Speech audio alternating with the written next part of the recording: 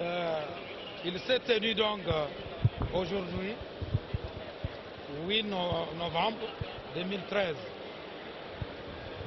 une deuxième réunion du comité de liaison entre la CENI et les partis politiques. Étaient conviés à la réunion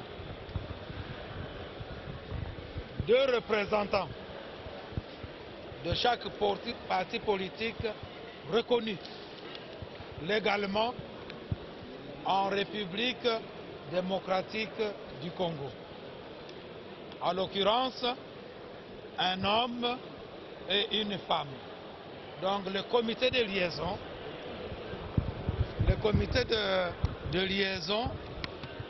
consacre donc la parité comme mode de représentation. À ce jour, en République démocratique du Congo, il y a 449 partis politiques reconnus par le gouvernement.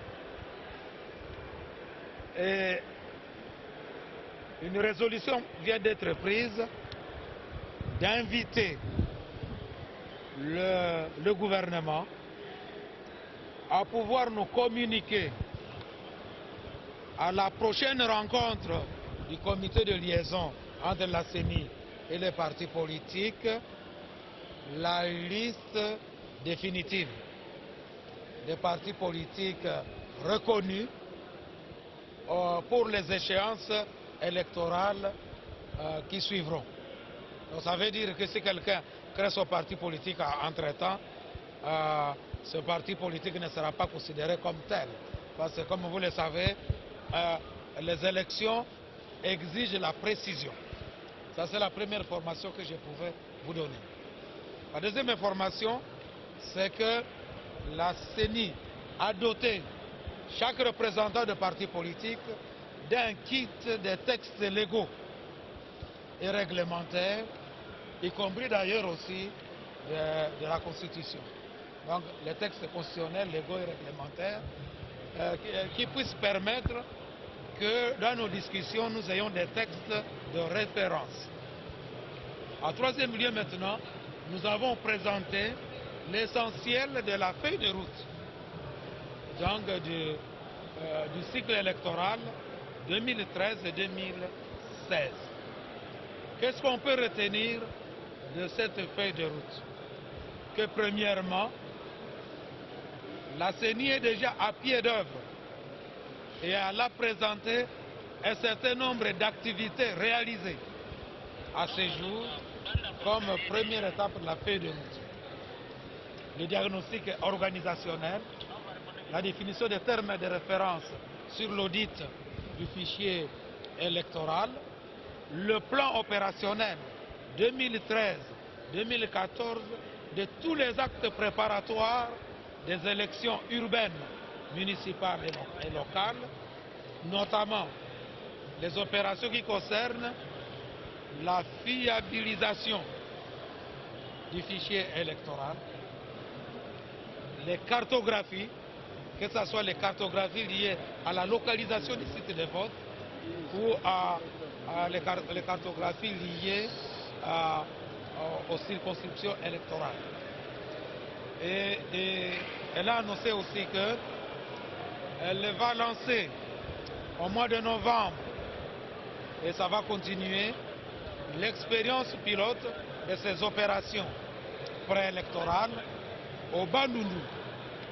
Ce n'est plus au Bas-Congo, parce que la CENI a constaté que le Bas-Congo n'avait pas toutes les caractéristiques des difficultés qu'on peut rencontrer dans les autres provinces. Et donc, elle a décidé qu'il faut prendre une province qui peut être un bon laboratoire au regard des difficultés qu'on peut rencontrer dans les opérations. Elle a annoncé évidemment aussi qu'elle a déjà présenté le budget 2014 des élections urbaines, municipales et locales et des autres opérations y afférentes au gouvernement, à la commission budgétaire.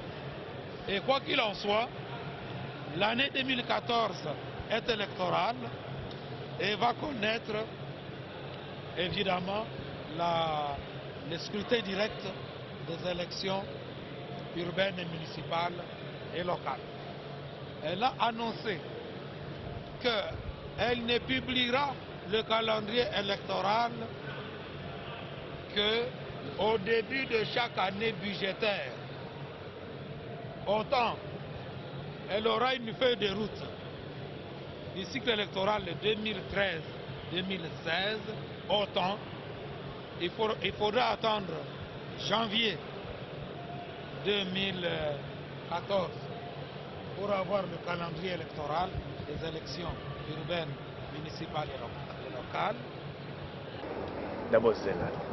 D'abord, monsieur le journaliste, si vous suivez bien les événements de l'Est, il y a déjà 2 mois, plus de 2 mois même, que nos forces armées commençaient déjà à reconquérir le territoire.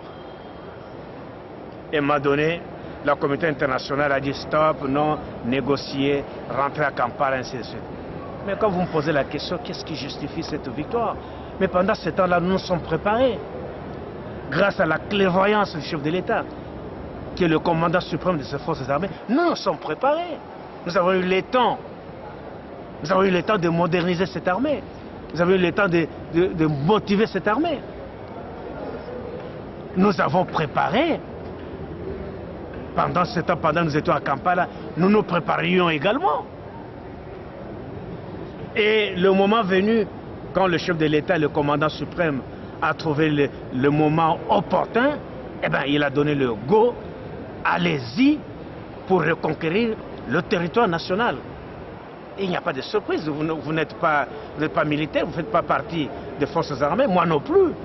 Mais la guerre se prépare. Elle s'est préparée pendant ce temps-là. Pendant ce temps-là que nous négocions, pendant ce temps-là que nous avions de pourparlers. Et je vais vous dire que le pourparler pour notre pays ne sont pas terminés. Partout où on parlera de la paix dans notre pays, de la paix, de la véritable paix, de la paix définitive, de la paix durable, nous y serons. Nous y serons malgré notre victoire sur le terrain. Et je suis content aujourd'hui que le gouvernement de la République ait pris la décision qu'elle a prise en ce qui concerne le M23. Et pour le reste, aujourd'hui que le M23 est vaincu militairement, eh bien, nous allons maintenant nous attaquer à toutes les autres forces négatives sur notre sol. En commençant par les FDLR. Parce que nous ne voudrons pas que demain, qu'un petit pays, prenne prétexte de dire que sur le sol congolais, qu'il y a des FDLR qui veulent attaquer le Rwanda. Non, nous allons nous attaquer. Notre objectif aujourd'hui, vous avez suivi le porte-parole du gouvernement. Notre objectif aujourd'hui, c'est de poursuivre toutes les forces négatives, jusque dans leur dernier retranchement, pour que nous puissions vivre en paix. Le peuple congolais a droit de vivre en paix. Nous ne pouvons pas payer pour les autres pays. C'est pour cela qu'aujourd'hui, fort le Congolais, fort de notre victoire sur le terrain, et une victoire implacable, sans bavure. Et nous allons aujourd'hui commencer maintenant à nous attaquer à d'autres forces. C'est pour ça que le gouvernement a lancé un ultimatum à toutes ces forces négatives. Du Katanga au nord-sud, du sud Kivu au Katanga, tout là où il y a des forces négatives, le gouvernement va demander qu'ils déposent les armes. Qu'ils déposent les armes, mais sinon, on les prendra de force, comme on vient de le réaliser avec le M23. Ils ont le temps de déposer les armes. Certains d'entre vous m'ont posé la question en ce qui concerne le sort de Makenga arrêté en Ouganda. Il y en a qui ne croient pas, parce que le même Ouganda qui nous a attaqué, le même Ouganda qui a justement qui a aidé le M23 à se consolider dans notre pays, beaucoup de vos confrères ont posé la question de savoir est-ce que nous pouvons croire que le chef rebelle de M23, est-ce que l'Ouganda ce n'est pas de la mascarade? Mais nous osons croire, la situation a évolué, la communauté internationale y veille. Nous osons croire que M. Sultana Makenga nous osons croire que le gouvernement ougandais le gardera jusqu'au moment où il sera transféré, là où il doit être transféré, pour répondre de ses actes. N'oubliez pas que Makenga a violé, Makenga a tué, Makenga a volé dans la République démocratique du Congo. Et nous sommes en droit aujourd'hui, le gouvernement de la République, de réclamer que ce monsieur, avec tous ses collaborateurs, qu'il soit jugé, qu'il soit bien jugé, sévèrement jugé et condamné. Voilà. Toi, capitulé, vous avez suivi le communiqué du gouvernement, un communiqué bien fait, et nous n'allons pas trahir le chef de l'État, qui jusqu'à l'heure où je vous parle, pour le chef de l'État, pour Joseph Kabila Kabange, toujours la voie diplomatique, la voie politique et la voie militaire. Nous ne manquerons pas. Partout où il fera question de la paix pour notre pays, nous y serons. En commençant par lui-même, le chef de l'État, qui ne manquera pas de prendre son bâton de pèlerin pour aller plaider la cause de la République démocratique du Congo. Mais le gouvernement de large ouverture. Il y a un gouvernement en place avec un Premier ministre et qui continue d'assurer la tâche reconnue à un gouvernement. Mais ça viendra. Pourquoi vous êtes pressé? Laissez au chef de l'État de peaufiner, de voir les hommes, d'identifier les hommes qu'il faut pour que demain nous ne puissions pas être encore en mesure de recommencer un mois après, 2 mois après, parce qu'au sein du gouvernement, il y a des novices, il y a des gens qui viennent apprendre. Au sommet de l'État, on ne vient pas pour apprendre.